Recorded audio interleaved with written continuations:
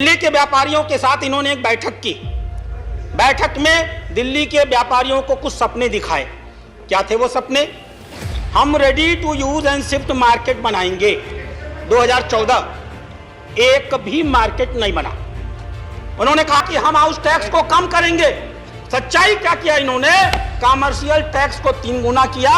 और उप सभापति महोदय, यह अकेला राज्य है जहां व्यापारी कमर्शियल टैक्स भी देता है और अपने दुकान के सामने का कूड़ा उठाने के लिए 500 रुपए से लेकर के 5000 रुपए तक का शुल्क भी अदा करता है। इन्होंने वादा किया था कि हम झोपड़ी झुग्गी वालों को पक्का मकान बना के देंगे। सच क्या है? भारत सरकार ने करोल बाग में 8000 मकान बनाए और शिफ्ट किया। जब इनको मालूम हो गया कि झोपड़ी झुग्गे वाले इस पक्के मकानों में चले जाएंगे तो हम इनका शोषण करके इनका वोट नहीं ले पाएंगे, तब से लेकर आज तक इन्होंने भारत सरकार को दिल्ली में झोपड़ी झुग्गी के पक्के मकानों बनाने के लिए एनओसी तक नहीं दिया।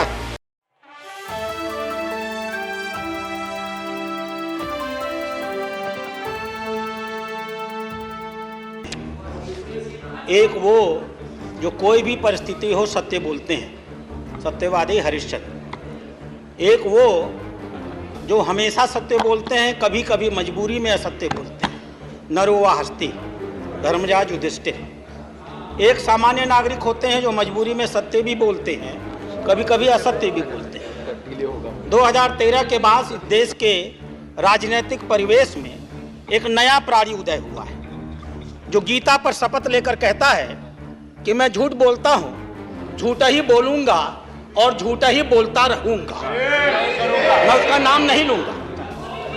अध्यक्ष महोदय, 2014 में जब यह पार्टी सरकार में आई थी तो दिल्ली के व्यापारियों ने बड़े समर्पण भाव से इसका समर्थन किया था। दिल्ली के व्यापारियों के साथ इन्होंने एक बैठक की। बैठक में दिल्ली के व्यापारियों को कुछ सपने दिखाए।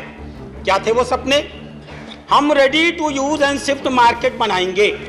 2014 एक भी मार्केट नहीं बना। उन्होंने कहा कि हम दिल्ली के सारे बाजारों को मॉडल बाजार बना देंगे। एक भी बाजार मॉडल नहीं बना। उन्होंने कहा कि हम दिल्ली के बाजारों को, चूंकि लोडिंग और अनलोडिंग नहीं होती है, हम रिलोकेट करेंगे। एक भी बाजार रिलोकेट नहीं हुआ।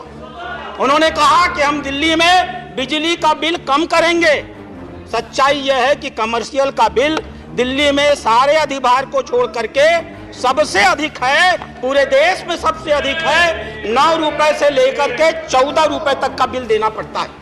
इन्होंने कहा हम दिल्ली में आएंगे तो दिल्ली का विकास कराएंगे। 9 साल के इतिहास में अगर नितिन गडकरी न होते तो इन्होंने एक भी फ्लाईओवर दिल्ली में नहीं बनवाया है। इन्होंने दिल्ली के व्यापारियों से कहा 10 मिनट की बारिश में आपके यहाँ पानी लगता है, हम इसका इलाज कर देंगे।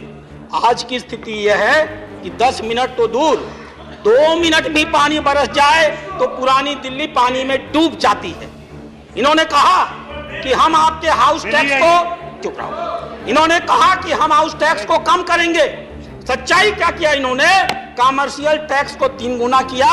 और उप सभापति महोदय, यह अकेला राज्य है जहां व्यापारी कमर्शियल टैक्स भी देता है और अपने दुकान के सामने का कूड़ा उठाने के लिए 500 रुपए से लेकर के 5000 रुपए तक का शुल्क भी अदा करता है। इन्होंने वादा किया था कि हम झोपड़ी झुग्गी वालों को पक्का मकान बना के देंगे। सच क्या है? भारत सरकार ने करोल बाग में 8000 मकान बनाए और शिफ्ट किया।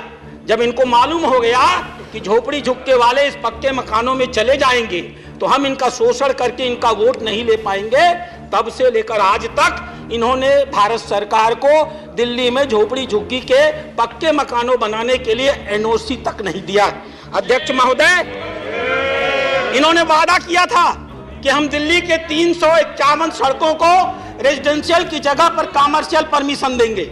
सच यह है कि आज 9 साल हो गया, एक भी सड़क को इन्होंने रेजिडेंशियल से कमर्शियल में बदलने का काम नहीं किया। जब अभी चुनाव हो रहा था एमसीडी का, एक मुख्यमंत्री गाजीपुर के पहाड़ पर जाता है, कुतुब मीनार की ऊंचाई पर चढ़ता है, कहता है दिल्ली कूड़े से डूबी हुई है, एमसीडी हमको दे दो, हम दिल्ली से कूड़ा खत्म कर देंगे। और सच्चाई क्या है? बजट में व्यवस्था करने के बाद कितनी क्रूर है यह दिल्ली सरकार। इसने अपने ही एमसीडी के लोगों से कहा हमने बजट में व्यवस्था की होगी, लेकिन जो व्यवस्था 850 रुपए करोड़ की कूड़े को हटाने के लिए की है वो हम तुमको नहीं देंगे। अपने ही सरकार को इन्होंने पैसा नहीं दिया। अध्यक्ष महोदय, इन्होंने कहा था कि दिल्ली में व्यापारिक विस्तार करने के लिए हम झोपड़ी और हम ट्रेड फेयर लगाने का काम करेंगे। दिल्ली के व्यापारी आज भी इंतजार कर रहे हैं कि दिल्ली में कोई ट्रेड फेयर लगाने का काम ये लोग कर सकें। इन्होंने कहा था कि हम दिल्ली की यातायात व्यवस्था को बेहतर करने के लिए रैपिड रेल ट्रांजिट सिस्टम लाएंगे। 700 करोड़ रुपया खर्च करना था। अभी सुप्रीम कोर्ट ने कहा विज्ञापन पर 1100 करोड़ खर्च करने वाली ये सरकार दिल्ली के यातायात पर 700 करोड़ रुपए तक नहीं खर्च कर पाई। अध्यक्ष महोदय, इन्होंने इस प्रकार से दिल्ली के लोगों को धोखा दिया तो किया क्या? मैं बैठा था कोकू की बैठक में, अमर पटनायक जी हमारे मेंबर थे। उन्होंने कहा जल्दी जाइए, दिल्ली डूब रही है, पानी लग गया। मैं उठ करके भागा। मैं वेस्टर्न कोर्ट में रहता हूं, वहां पहुंचा। वेस्टर्न कोर्ट में पीने के लिए पानी नहीं था। मैंने पूछा ऐसा क्यों? बोला वजीरपुर सेंटर डूब गया, इसलिए पूरे दिल्ली को पीने का पानी नहीं मिलेगा। कैसी शर्मनाक स्थिति पैदा कर दी। पहली बार अध्यक्ष महोदय 2019 में 8 लाख क्यूसेक पानी छोड़ा गया था और दिल्ली में कोई भी बाढ़ नहीं आई थी। इस साल सिर्फ 3,59,00,000 क्यूसेक पानी छोड़ा गया और पूरी की पूरी दिल्ली डूब गई। इसलिए डूब गई कि इन्होंने काम भी नहीं किया। 2 साल तक सिंचाई विभाग की बोर्ड की इन्होंने बैठक नहीं की। बैठक की डेट तय की, दिल्ली ने मुख्यमंत्री ने आने का वादा किया, मुख्यमंत्री गायब हो गया। दूसरी महिला मंत्री पहुंची, वो भी गायब हो गई।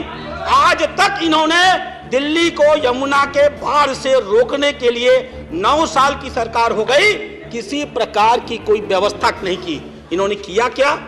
परिवहन बस घोटाला किया। इन्होंने किया क्या? उपराज्यपाल ने अभी 437 लोगों को निकाला है। कोई सलाहकार था, कोई रिसर्च फेलो था, कोई विशेषज्ञ था, कोई रिसर्च एसोसिएट था, कोई कंसल्टेंट था। और वास्तव में क्या था? कोई किसी विधायक का आसपास का था, उसका भाई था, कोई किसी मंत्री का रिश्तेदार था, कोई आप पार्टी का कहीं का कन्वेनर था।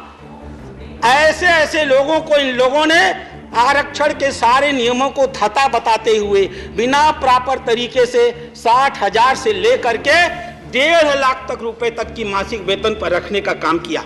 और सबसे बड़ी बात, दिल्ली के 150 ऐसे चौराहे हैं अध्यक्ष उपसभापति महोदय, जहां अगर आप जाएंगे तो आदमी अपने हाथ में तख्ती लेकर खड़ा रहता है दिल्ली के सरकार की उपलब्धियों को बताने के लिए। एक एक चौराहे पे 4-4 आदमी, उनको तनख्वाह दी जाती है 20,000, लेकिन चेक से दिया जाता है 4,000। ये 16,000 रुपया ये लोग उसको कहां से पैसा लाके देते हैं? शायद अगर ये बताते तो बहुत बेहतर होता। और अध्यक्ष महोदय, जिसका सबसे बड़ा ढिढोरा पीटते हैं, मोहल्ला क्लिनिक। अभी कर्नाटक के स्वास्थ्य मंत्री आए थे, इनके स्वास्थ्य मंत्री के साथ अभी वो एक मोहल्ला क्लिनिक देखने गए थे। देखने के बाद उन्होंने एक ट्वीट किया। वो ट्वीट आज भी उस मंत्री के ट्विटर हैंडल पर मौजूद है। और क्या लिखा उन्होंने?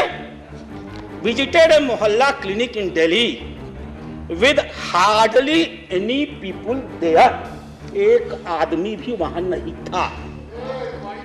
Our clinic in Karnataka have more facilities including laboratories to be immediately tested. यानी वहां पर हमारे कर्नाटक में ऐसी लैबोरेटरीज हैं जो तुरंत जांच कर लेते हैं। और आगे क्या लिखा? I guess it is a over hyped stand and I come back feeling disappointed. यानी इन लोगों ने छोड़िए उन्हें, यानी उन लोगों ने ये कहा कि इन लोगों ने सिर्फ शब्द बयानी की है, झूठ बोला है। मुझे तो यहां से बहुत निराश होकर